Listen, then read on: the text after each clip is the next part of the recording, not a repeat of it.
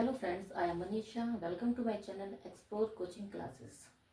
आज हम कुछ इडियम्स और फ्रेजेस के बारे में बात करेंगे और इस बोर्ड पे आपको दिखाई भी दे रहा होगा कि कुछ इडियम्स लिखे हुए हैं। आज हम उन्हीं की मीनिंग्स जानेंगे, उन्हीं के बारे में जानेंगे किस तरीके से हम उन्हें यूज कर सकते हैं। जैसे पहला लिखा हुआ है यहाँ पे बाय हुक और बाय क्रुक। ये आपने बहुत बार सुना भी होगा। इसका मतलब होता है बाय एनी मीन्स, यानी उचित या अनुचित किसी भी तरीके से कोई काम होना। ठीक है, यानी मुझे वो काम करना है चाहे वो तरीका उचित हो या अनुचित हो। ऐसी कंडीशन में हम इस फ्रेज का यूज करते हैं बाय हुक और बाय क्रुक। जैसे एग्जांपल के तौर पर हम देख लेते हैं, she want to get success in the examination by hook और क्रुक, यानी वो एग्जाम में पास होना चाहती है किसी भी तरीके से, उचित हो या अनुचित, यानी साम दाम दंड भेद कुछ भी अपनाकर वो उस एग्जाम में पास होना चाहती है। जब इस तरीके का सेंस आए तब हम इस फ्रेज का यूज करते हैं। नेक्स्ट फ्रेज यहाँ पे लिखी हुई है bread and butter. Bread and butter का मतलब होता है लाइवलीहुड, यानी हिंदी में हम इसको कह सकते हैं जीविका। जैसे हम कह सकते, फॉर एग्जाम्पल आप देखें, teaching is my livelihood, sorry, teaching is my bread and butter, यानी जो टीचिंग प्रोफेशन है वो क्या है, मेरी जीविका का एकमात्र साधन है। या आप कह सकते हो tourism is the only source of bread and butter of Kashmir, यानी जो टूरिज्म होता है वो उनकी लाइवलीहुड का, जीविका का एकमात्र सोर्स है। तो ब्रेड एंड बटर का मतलब होता है लाइवलीहुड यानी जीविका। नेक्स्ट फ्रेज यहाँ पे लिखी हुई है break the ice to start conversation, यानी कुछ जो शांति होती है उसे तोड़ना, यानी माहौल एकदम शांत है, वातावरण एकदम शांत है और उसमें कुछ स्टार्ट करना, तब हम इस वाली फ्रेज का यूज करते हैं break the ice. For example आप देखें,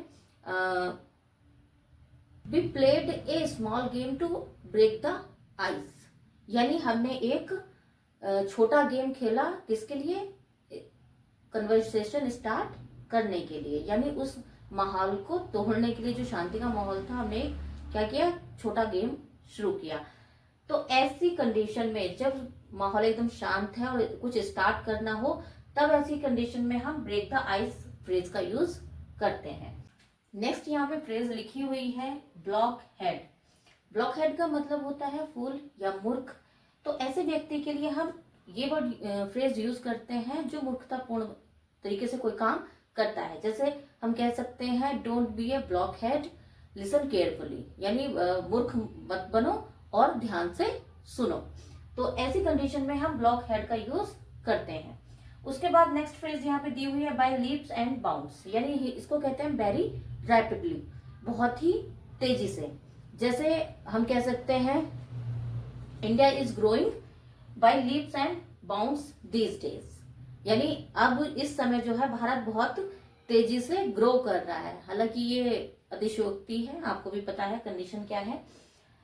तो ऐसी ये फ्रेज हम तब यूज करते हैं जब रैपिडली का सेंस हो, यानी बहुत तेज गति से सेंस हो, तो तब हम इस फ्रेज का यूज कर सकते हैं। जैसे हम कह सकते हैं his her English is improved by leaps and bounds, यानी जो उसकी इंग्लिश है वो बहुत ही तेजी से इम्प्रूव्ड हो रही है। नेक्स्ट फ्रेज यहाँ पे लिखी हुई है बैगर डिस्क्रिप्शन, यानी इसका मतलब होता है जो वर्णन से परे हो, यानी जिसको बयान करना मुश्किल हो। इसको हम इंग्लिश में कहते हैं टू बी इनडिस्क्राइबेबल, यानी जिसका वर्णन ना किया जा सके। जैसे हम कह सकते हैं the beauty of the Taj is beggars description, यानी उसे शब्दों में बयान नहीं कर सकते। तो ऐसी कंडीशन में जब कोई बात शब्दों में ना बयान की जाए, ऐसी कंडीशन बने, तब हम इस फ्रेज का यूज करते हैं बेगर डिस्क्रिप्शन।